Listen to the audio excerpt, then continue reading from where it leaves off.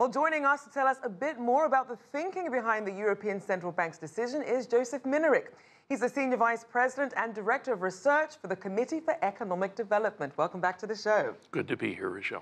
So, looking at the ECB's interest rate decision and its growth projections, what's your reaction? Well, everybody has been increasing his projections of European growth because the first half of the year was very good. You know, what goes down must come back up. The recovery from the financial crisis was relatively muted. The central bank has been extremely aggressive in trying to get growth going again. That part of it was predictable. The other thing that's fairly predictable is the European Central Bank telling the markets what they're going to do and telling them what they're going to do and telling them what they're going to do. And eventually the markets get to the point where they're accepting of the beginning of a tightening process. And that's what it looks like we're looking at in the next meeting. Now, let's also look at some of this sentiment that we saw. Eurozone economic sentiment at a 10-year high. What's driving that surge? Certainly the success so far of the monetary program, that's helped a lot. Inflation was too low for people to be really comfortable because deflation, if you get there, of course, is a slippery slope.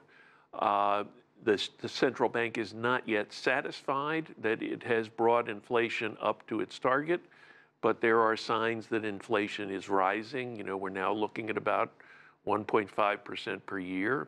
They're aiming for 2%, but they're moving away from the danger zone. So people are beginning to see the upticks in economic activity. That can be a self-perpetuating process as more activity, more employment, more spending, more investment. And right now it looks like that kind of a virtuous cycle is underway in Europe.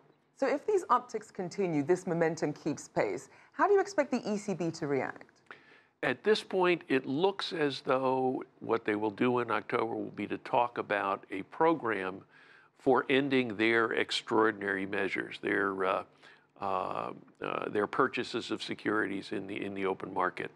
They're talking about ramping those purchases down in a fairly restrained way, looking a year, maybe a year and a fraction out until they get to the point where their purchases are down to zero, leaving flexibility so that they can respond if there are any negative impacts on their economy. Now, let's also look at the euro currency itself. It hit $1.20 against the US dollar. Why the increase and how sustainable is it? Well, when people buy currencies in the normal course of business, they're in effect buying the economy. You want to buy goods from an area, you want to invest, make portfolio investments, you want to make real investments in plant and equipment. You do that in the first stage by buying the currency. So the currency rises because the economy is rising. Then the question becomes, does that increase in the value of the currency choke off economic activity? We're now looking at $1.20 to the euro, looking at the dollar value. But of course, 9 years ago, it was $1.60 to the euro. 3 years ago, it was $1.40. Now we have people saying that they're getting nosebleed at $1.20.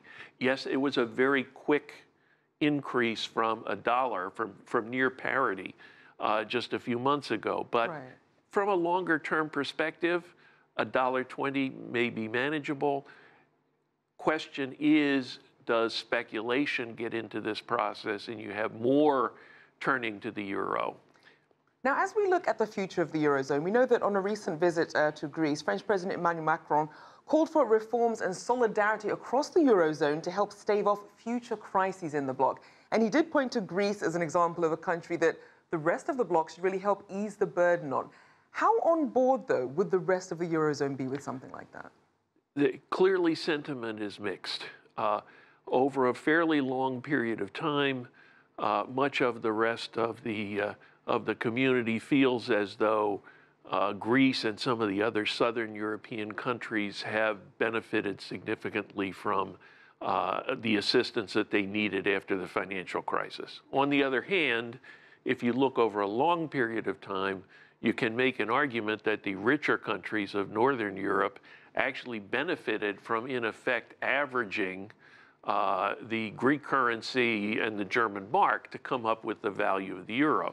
So one can make the argument that the industrial countries of Northern Europe actually, over the long haul, have done very well with the European Monetary Union and the creation of the euro. So you get to the point, I believe, where you have to accept that the austerity in Greece may possibly breed a degree of domestic unrest that could be a cost to the rest of Europe in many different, through many different channels. So I'm hoping that the rest of Europe can achieve a consensus to help the southern countries along if they maintain their fiscal responsibility. And there are some potential hotspots. Thank you so much, Joseph Minarik, Senior Vice President and Director of Research for the Committee for Economic Development.